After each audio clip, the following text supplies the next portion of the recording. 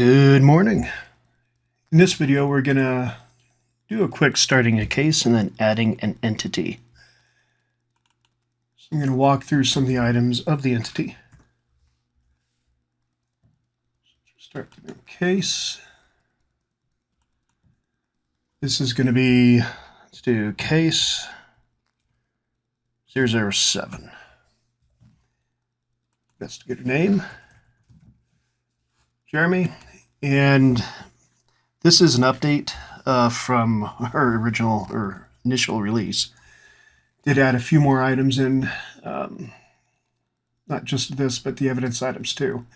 But allegation, this is going to be essentially important if you're going to start a case. This is going to tie into the case notes.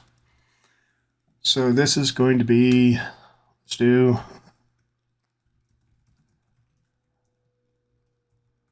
this is a test demo. So go ahead and create. That's been created. It should be loading here in just a second. There we go. Now, here again, you have the allegation, and then you can add whatever you need to after this. So it's all about the documentation. So now, let's go ahead and go to entity and give a little bit more information on this. This allows you to create essentially dossiers of individuals or organizations. Now, you can share entities between cases, and that's kind of what this is built on, is you'd be able to load an entity. In this case, we don't have any, so we're going to go and hit new entity. Either do person or organization. We're going to stick with person. Now, here gives a lot of good information, again, that's going to tie into a dossier. So here, let's just pick on somebody that's pretty popular. Elon Musk, just for the name purpose. Now, the rest of the stuff you would just start filling in the specifics. We are going to be putting in the missing persons or moving it from the main case management side over to instead of it in here, because realistically there's no reason anymore to have it in there because all the information is going to be in this area. So fill in all this information. We also have status. Status, we can have active profile, under surveillance, detained, inactive, unknown. Let's just put it large. Again, let's do risk medium and classification for the specific entity. And then if they're a suspect, person of interest, witness, or unknown. So let's go ahead and make this one a witness. Again, all this information should get filled in. Now, you can also go ahead and put in, if you already downloaded images, you can even drag and drop. So I'm going to go ahead and open up Chrome. Let's do a quick image search.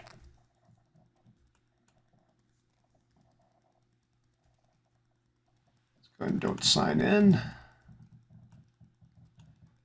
And then got it. Go ahead and let's take a quick look for pictures for Elon Musk. This looks as good as any. Right click on it, save image as. And because we want to get pretty consistent with keeping everything in the case, what I would end up doing is going into evidence and then going into graphics and keep it into here, just so we have it. And go ahead and save it. Go ahead and minimize this window. We can go and open up case folder. This is going to kick us right into that case. Go into evidence, graphics, and now go and just drag that right into here. And it looks like it might be having an issue because of the type of image. So go ahead and I'll take a look at that. Increase the image types because it's a WebM, or sorry, WebP. So let's go to evidence, graphics, and that would be why. Okay, so what I'll go ahead and do is go back to this area. Let's go to images. Let's try to find one that is not. Okay, here's a JPEG. I'm just going to go ahead and save this as a JPG file because the extension shouldn't really matter, JPEG, JEPG. So go back. Now we can go ahead and drag that right in. So I'll take a look at the WebP files.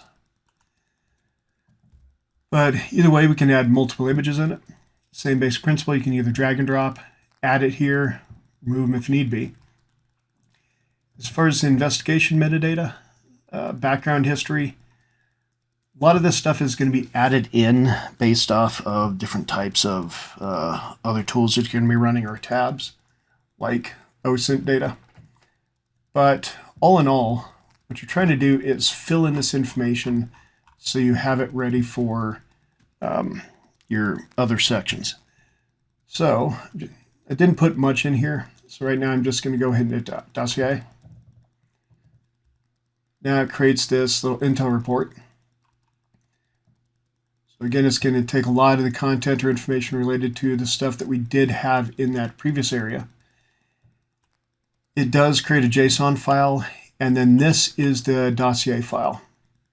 Now, the reason this is important is because a lot of the stuff that we're building within the case management system is being put into smaller JSON files. So think of those as kind of like dictionaries, databases. So eventually we can start grabbing all that information and either sharing it a little bit more easily into other systems or through exports, imports, and then also being able to pull this data into a bigger report. We do not have the main reports done at this point, but at least at this situation, we do have the individual dossiers and the JSON files for exporting into other tools. Let's do organization.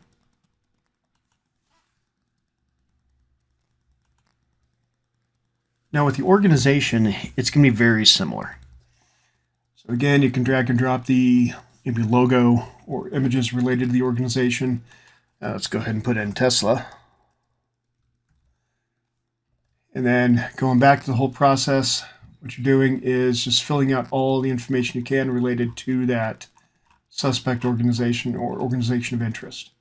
So again, it's all ties into the entities.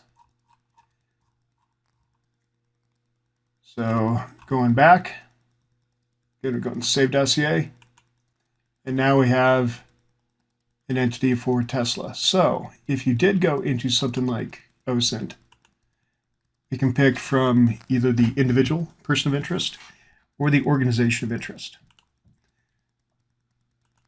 But that's going to be your entity section.